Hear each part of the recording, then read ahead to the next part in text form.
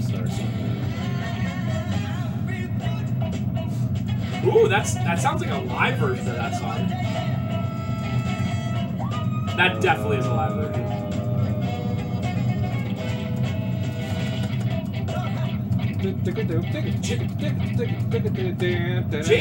James Brown, by the way, was insane. Like, in a good and a bad way. Yeah. I hear that he was, like, the most hardcore for his, like, band members. Like, if you made, like, a single mistake, you just get fired. Yeah, and also, like, he was also crazy. Yeah. Did not treat women super well and whatever, but sometimes you just have to separate the art from the artist, you know? But I love that song. It's a man's world, and then he adds at the end, but it would be nothing without a woman or a girl. And it's like, you saved yourself, James Brown, in 1977 or whatever. Imagine if someone made that song today, even if you added that at the end, like, social media and whatever would just play that 5 seconds, and then be like, what? Did you go with me when we saw Toadies live? I gotta forget. Yeah, we saw Toadies live in Philly. I got a picture with the main singer, Todd, I want to say his name is. I'm probably wrong. Todd Howard. I'll have it in a second. I have it now. And this was just in 2008, just when their 3rd album, No Deliverance, came out. And that's a pretty good album. I mean, it's not Rubberneck. You could say it might be as good as Hell Below Stars Above, but I really like Hell Below Stars Above. I would honestly say that Rubberneck might be my top 10 albums. I really love it. It's really good. It's, what you call it,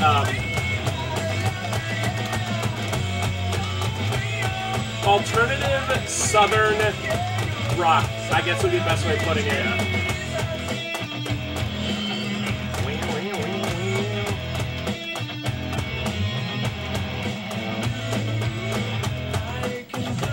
This is one of those where I'm happy for them that they had a really big hit, but I'm also like, and I can see why it was their only big hit, but I'm also like, there's so many other amazing songs on that album, and from Hell Below Stars Above. Yeah, it also doesn't help that they made one album, and then waited like 6 years. They waited 7 years between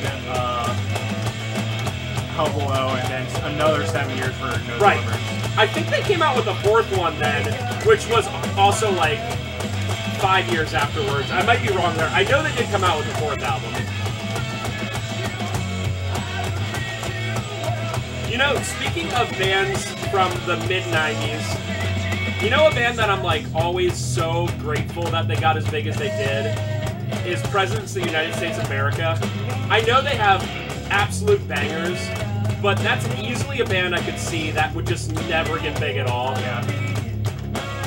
Presidents of the United States, self-titled, is also, I wouldn't say it's top 10 albums, but top 50 for sure. Oh, yeah, it's just everything about it. I love their cover of Video Killed the Radio Star. I'm gonna have it in a second. I have it. They also have a song. They also have a song on self-titled, their first album, called We Are Not Gonna Make It, which is one of my favorite songs ever. It's so stupid. It just goes, we're not gonna make it, oh no. And then they like talk about how they got singers that can sing, drummers that can drum. And yet they came out with like 7 albums or something.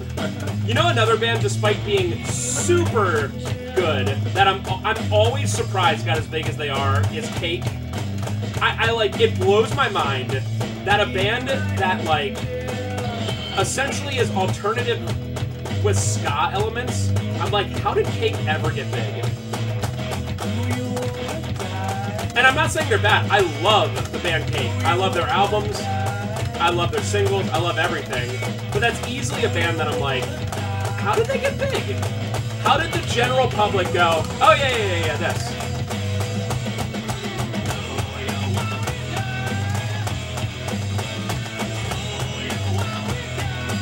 like, your average normie is like, oh yeah, I know the band Cake.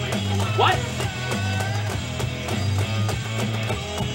Is their biggest hit, like... Oh wait, their biggest hit is that one song that I'm not a huge fan of. I think it's Short Skirt, Long Jacket. Didn't they do, like... What was that one song called? It might be The Distance. Oh no, their biggest hit is their cover of I Will Survive. Yeah, that's it. Yes, easily. I forgot about that. But then I would say it would either be Short Skirt, Long Jacket, or The Distance. But yeah, like I said, it's one of those bands where I'm not saying anything negative against them. But it's like, it doesn't have that, like... You can come to me and say, hey, you would play... If I never heard of them, you would play a Metallica song, and I'd be like, oh yeah, I see why this band's big, right? Or like Blink-182, and I'd be like, oh, I see why this band's big. But then you play me a Cake song, and I'd be like, wait, this band is huge? This band sells out places? Because there's a lot of bands that are really, really, really talented that do not get nearly as big as Cake did. No. You see what I was going for? Yo! Oh no, I can't. That's too hard. Not today. Yeah. Not today. I did what you call it last, and man, I don't know. Smoking is the one where you have to do Oregon. Yeah, smoking's really, really tough. Alright. Woohoo! Alright,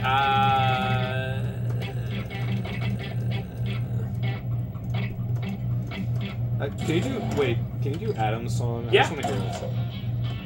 Do-do-do. Sounds good to me. Yeah. This is I don't like Blink, as I said last part, but this is a nostalgic song for me. It's hard to wake up. Oh no, wait, that's Stay Together Focus. Like, you could play this song for me, or like First Date, and I'd be like, oh, that band must be huge, right? But again, there's just certain bands that I'm like, there's no way this band is big. You know another band that I honestly kind of feel that way about is Weezer. You know what I mean? Like, sometimes I just hear their songs and I'm like, this band got to be, like, world famous. Yeah. And again, Blue and Pinkerton are two of my favorite albums of all time. But it's just amazing that Blue got as big as it did. Because that could easily be one of those albums that you're like, oh, this is an underrated classic. It doesn't surprise me that they got really famous at one time. What's surprising is that they remained relevant with just the weirdest stuff. Like, dude, Weezer fans are hardcore. Make Believe was so popular, and Beverly Hills, obviously. And then they just kept making albums that, like, suck, but... Dude, but Beverly... people just keep listening to them. I don't get it. Apparently in the last, like, 5 to 10 years, they had a couple banger albums. Yeah. But the problem is, they also had like 6 or 7 really bad albums. So like, how can you possibly trust them at that point? Like, it's just so weird. It's like, oh, they came out with, I don't know, the White album, and it's amazing. And They you're also like, made the Teal album. or Teal, one of them is They made amazing. both of them. And it's like, what? But then it's like, oh, sorry. Gratitude is one of the worst albums ever made. And Hurley is one of the worst albums ever made. And they came out within like 5 years of each other. I think after Make Believe, they were just like, just fucking it in. I don't know. I don't know what they were doing. I guess they were just pretending to be rock stars. But Gratitude and Hurley are just horrendous. Alright, tell me if you like the sound of this, right? If I went to ChatGPT, pretend it can make music, right? And I was like, make a really annoying pop song that'll never get out of your head. It would pop out Beverly Hills. That's how I feel about that song. It's like, Rivers, how are you such a genius, but at the same time such a hack? You know what I'm saying? Like, that song is very genius because it's very, very catchy, but you're also like, this song sucks butt. I honestly think that Rivers is probably just a genius, and he probably makes music that he thinks will be popular to the general masses, because he, like, just thinks that his audience is stupid. I bet that's, like, how he thinks.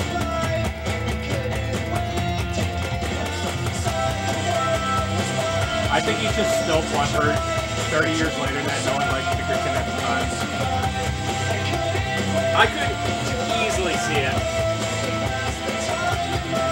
I was only, I mean, Trevor was 5. I was 9 at the time when Pinkerton came out, so obviously I had nothing to say about the critics when Pinkerton came out. I don't know how you could listen to that album and be like, that's not blue, I hate it! One of my freshest childhood memories is watching you play Crash Bandicoot 3 while I listened to Pinkerton on my knockoff Sony Walkman. I remember listening to Pinkerton all the time. When I would go to the bowling alley in New Holland for like after-school bowling or whatever. That's definitely a core memory that I remember all the time. Nice.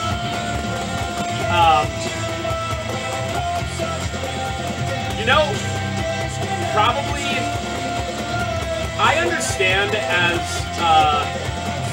as artists, someone putting their entire soul into something and pretentious critics being like, it's not good. Like, I get it. Like, I put all of my heart into the book I released last year, and before I even put it out, I was like, I do not care what people think. People could say, you're the biggest genius ever, and I would go, okay. And they could go, you're the biggest hack ever, and I would go, okay. Right? Like, I didn't care. That was part of putting it out there. I was like, someone could be like, I obsess over you now. I love this so much, and I'd be like, you shouldn't, right? But, like, I get it. Like, I can understand Rivers for a while being, like, so butthurt about that. Because Pinkerton is their most raw album by far. Like, raw in terms of everything. He put his entire heart out there, right? I get it. And people were like, this is stupid, right? You know the biggest one of all time that when you look back on it, you're like, how did critics hate this? It's a movie, and I think it's a movie you really like. It's from, I think, 1980. It's from the 1980s, and it's a horror movie. Do you know the movie that everybody hated back then, but now everyone loves? It's made by the guy who made Halloween.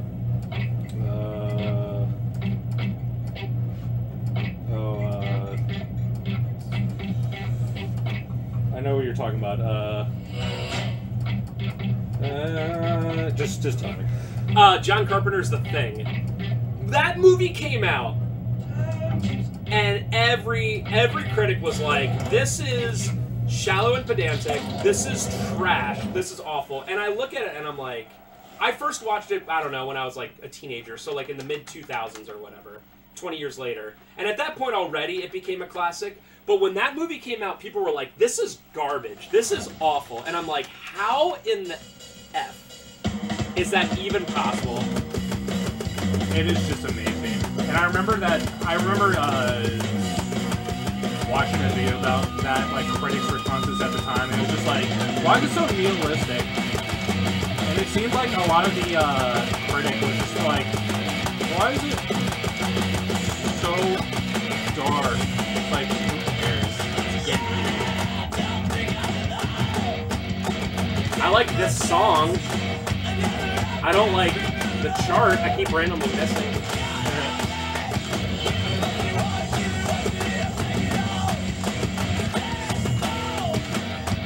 That's the same thing as that, I think it was...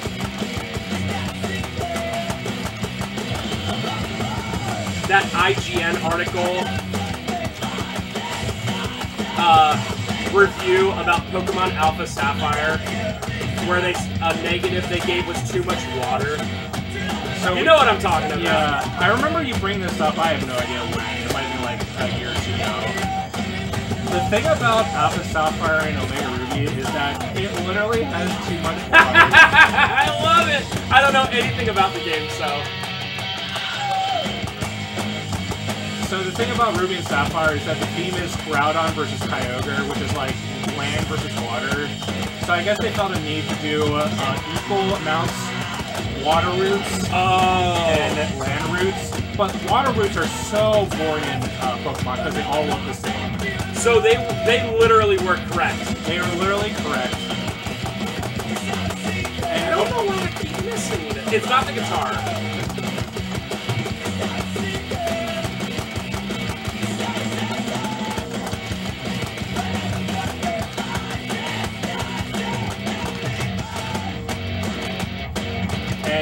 Ruby, Alpha, Sapphire, and Omega Ruby are also not good games.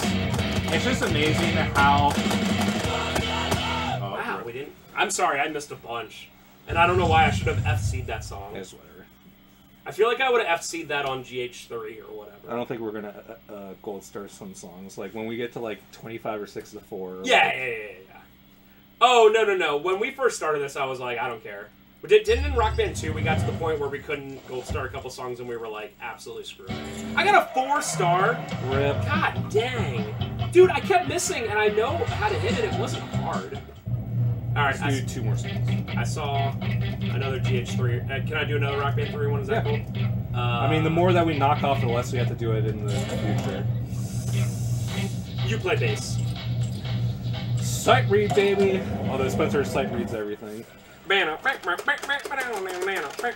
Yo, that's F stars. That's a band that I wish was bigger than they were. Primus. Did you know they did the South Park theme? By the way. But that's a band. If you were like, this band isn't that big, I'd be like, I absolutely see why. You know, because they're just. Oh God.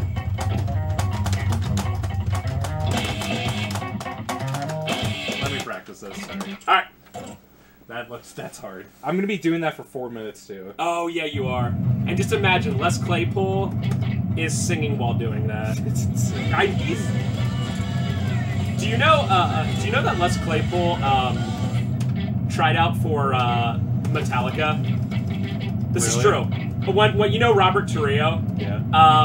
When that spot was open, they chose him over because he was literally too good. They were like, "You're literally too good to be in this band. Go away." Yeah, could you imagine? Oh man. Let's do another Nirvana song. Yeah, literally, he unironically, it wasn't a joke. He was like, "I'm Les Claypool. I'm here to try out for Metallica," and they were like, "Are you serious, dude? You're like way too good to be a bassist in a metal band. Get the F out of here." But could you imagine? It'd be so amazing.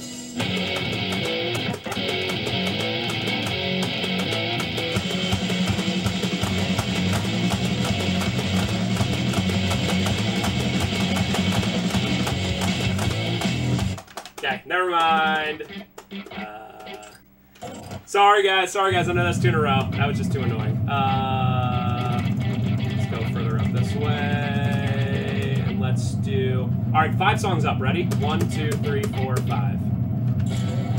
This looks so hard and endless. What is this, From the Blue? Do you want to try? Are you doing guitar or I'll do bass. Oh my god. This looks like some 10-minute prog song. I'm sorry. I said 5 up.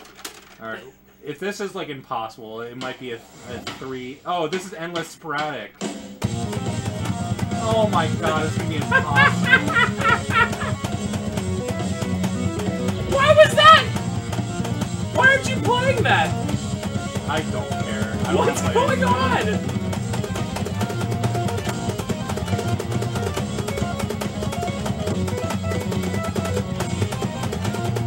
This was probably actually charted for keys, so like keyboard's doing this.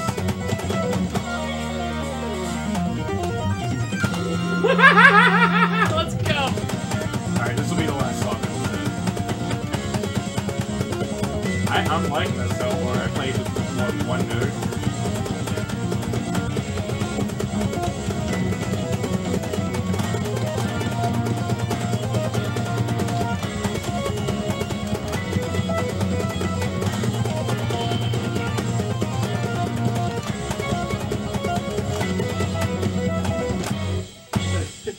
Way to go, me picking.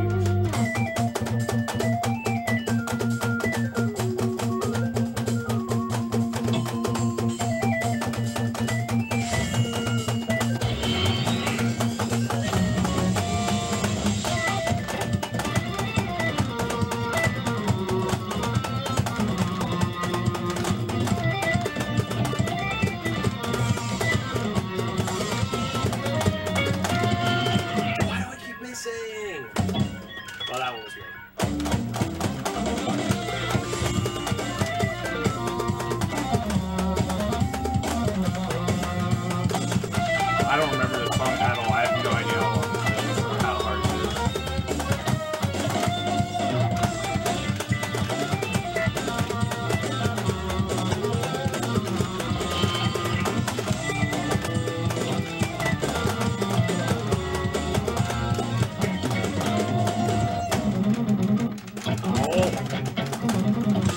I guess we both missed that guy.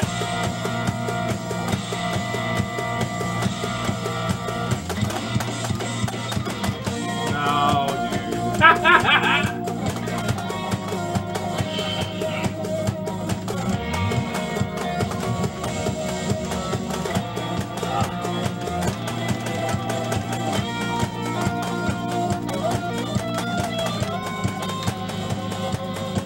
We should have a day when it's you and RJ. You just play all of Endless Frag songs in a row.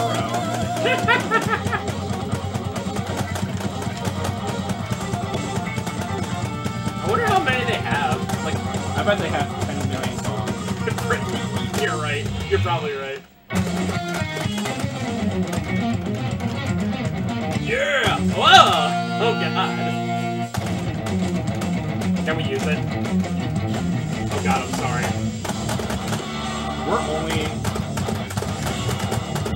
We only just got 4 stars. Why do I keep missing? I'll have to check storage for another. I do think the guitar is a little messed up. Yeah.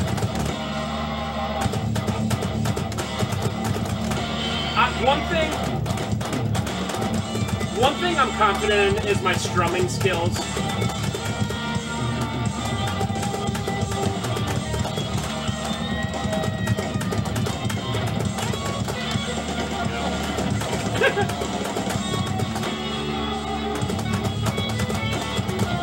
Why? This is such BS.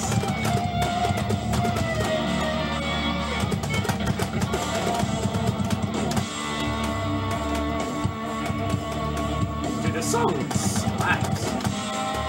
This song probably slaps harder than Impulse. I mean, it's my first time hearing it, and it's not even over, but That's good, yeah. it's really good. I can see why you got it. I didn't strum one enough.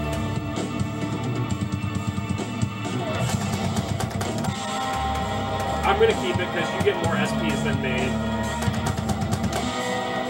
No chance at a gold star, but please let us get a 5-star.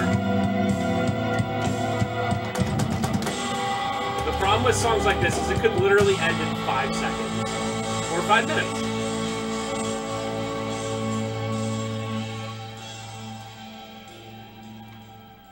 There's no way it's over. It's over. Wow, we only got 4 stars. We got, oh my god. Alright, let's do one more song. Alright, so we don't end on a 4-star. Sorry about that, folks, but that was fun. Yeah, I will check our, they're doing construction in our storage at the store, which has been really, really annoying. So I haven't been able to get to anything. I assume there's another PS3 guitar over there somewhere. Yeah, hopefully it just has the dongle. Yeah. Does even the GH3 one use the dongle? Like, any wireless use the dongle, right? Okay.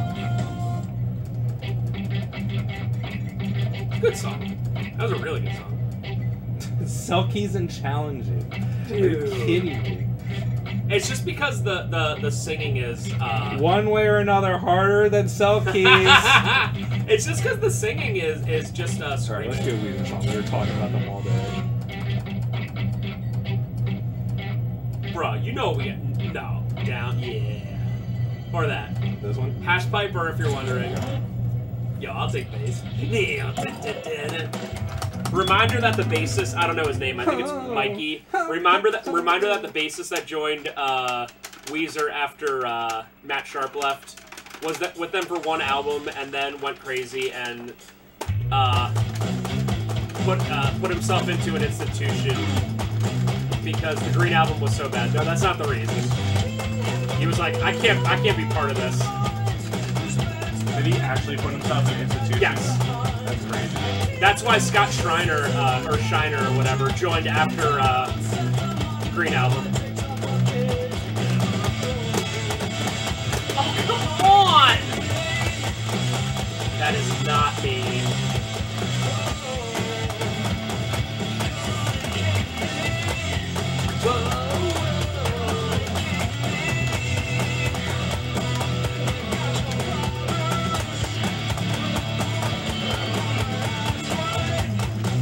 say asswipe.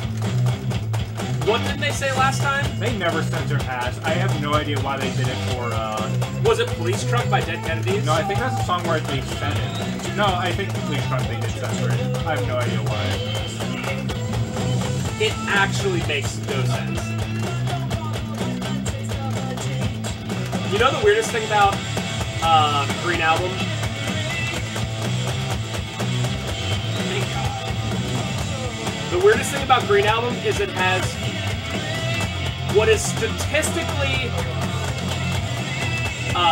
Weezer's most popular song ever. Do you even know what that is? Oh, is it the one that's in a movie, I guess? What? Is there one that's like in a movie? Nope. Okay, I don't know that. Island in the Sun is statistically their most played song of all time. Isn't that amazing? An album that's a huge nothing burger, like the Green Album, has their most played song of all time. Not Sweater Song, not Buddy Holly, not even Beverly Hills.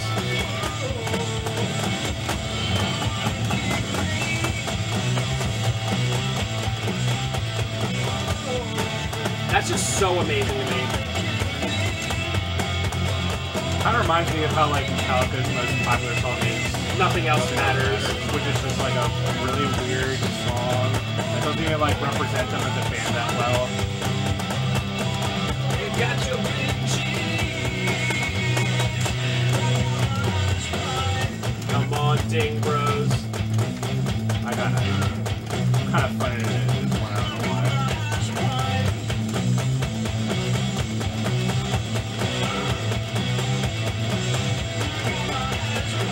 Alright, next time we sit down with this, I will try to get another guitar. I'm not saying that's the reason I'm missing, but No, it definitely is some of the reasons. Well, we're still having a lot of fun. Just remember, the Green Album, name, big Weezer fan out there, name a single song on Green Album besides Hash Pipe and Island in the Sun. You can't, because it's the most boring album ever made. By the way, the answer is Photograph, but I've probably listened to that album like 50 times, and I can only name I think those are the first 3 songs on the album. Yeah, it's literally the first 3 songs are the best, and then you have Island in the Sun, and the rest is just filler. Yep.